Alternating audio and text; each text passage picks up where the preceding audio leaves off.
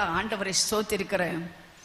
கண்ணிருந்தும் காணாது, காதிருந்தும் கேட்காது, வாயிருந்தும் பேசாது ஊமையான தெய்வங்களை எல்லாம் கும்பிட்டேனா ஒரு நாள் உண்மையான தேவன் எங்கே இருக்கிறாரு என்று தேடி பார்த்தேன். நான் ஒரு கத்தோலிக்க பள்ளிக்கூடத்தில் படித்தேன். பள்ளியடியில் இருக்கிற பள்ளி கேத்தலிக் ஸ்கூல். அங்கே மோட்ச நரகம்னு 2 படம் இருக்கும். எனக்கு மோட்சத்துக்கு போகிற ஆசை, எப்படி போகிறதுன்னு தெரியாது.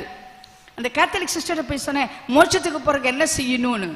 அவங்க சொன்னாங்க, இயேசு சொன்னார் நானே வழி, அவர் விசுவாசித்தா மோட்சத்துக்கு போகலான்னு. எங்கள் தாத்தாவா அந்த இயேசுவேன்னு சொன்னாலே போதும், தொடப்பு குச்சி வச்சு அடிப்பாங்க.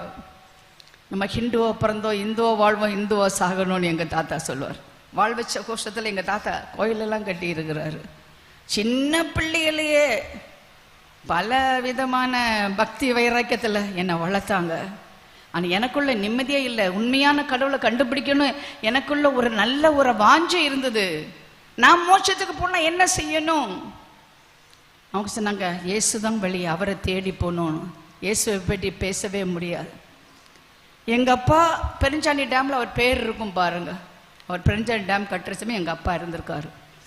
உண்மையான ஒரு ஆள், காந்தி மாதிரி வாழணும், பொய்யே சொல்லக்கூடாதுன்னு. நல்ல நபர். திரும்பி இறந்து போயிட்டாரு. இது ஹார்ட் அட்டாக்ல இருந்துட்டாரு. கத்தோலிக்க சிஸ்டர் போய் கேட்டேன், எங்கள் அப்பா எங்கே இருக்கிறாருன்னு. அவங்க சொன்னாங்க, உங்கள் அப்பா நரகத்தில் இருக்காருன்னு. கேட்டேன், நல்லவங்க நரகத்துக்கு போவாங்களா சிஸ்டர்? அது எனக்கு தெரியாது.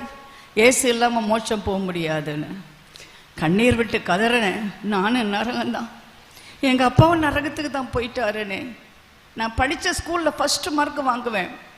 எல்லா பேச்சு போட்டியிலையும் நான் இருப்பேன், எல்லா பாட்டிலையும் இருப்பேன், எல்லா டான்ஸ்லையும் இருப்பேன். கலெக்டர் வந்தால் கூட என்னை கூட்டிகிட்டு போவாங்க பரதநாட்டியம் ஆடுறதுக்கு. அப்படி நான் இருந்தேன்.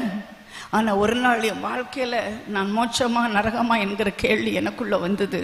எங்கள் அப்பா இறந்த பொழுது எல்லாத்தையும் இழந்தது மாதிரி நான் ரொம்ப கவலைப்பட்டேன். அப்போது நான் ஒரு சகோதரி சொன்னாங்க, படம் பார்க்க வரியா? படம் பார்த்தா ரொம்ப சந்தோஷமாக இருக்கும், நீ கவலைப்படாத. ஐயோ, எங்கள் தாத்தா வெளியே விட மாட்டார், எப்படி நான் படம் பார்க்க போவேன்? காசே கொடுக்காண்டா, நீ வா, என்னை கூட்டிகிட்டு போனாங்க. எங்கே கூட்டிகிட்டு போனாங்க தெரியுமா? பள்ளியாடி எல்லம்மா சர்ச்சில். அங்கே தான் ஒரு பாஸ்டர் படம் காட்டினார். இயேசு எப்படி சிலுவையில் மரித்தாருங்கிற படத்தை காட்டினார். இயேசு சிலுவையில் அடிக்கப்படுறதை பார்த்தோன்னே நான் கதறி அழுறேன். அவர் நான் இருந்த பக்கமாக கையை நீட்டி, தங்கச்சியம்மா மோட்சத்துக்கு போறியா? சிலுவை தான் வழின்னாரு. வீட்டுக்கு ஓடியே போயிட்டேன். அவர் என்ன தானே கூப்பிடுறாருன்னு. எங்கள் அம்மா கேட்டாங்க, எங்கேருந்து வரேன்னு. நான் தானே கல்வாரியிலேருந்து வரேன். கல்வாரியா? எங்கள் அம்மாவுக்கு தெரியாதுங்க, கல்வாரி எங்கே இருக்குன்னு தெரியாதுங்க. என்னை கேட்டுக்கொண்டு கத்தரி போல அடுத்த நாள்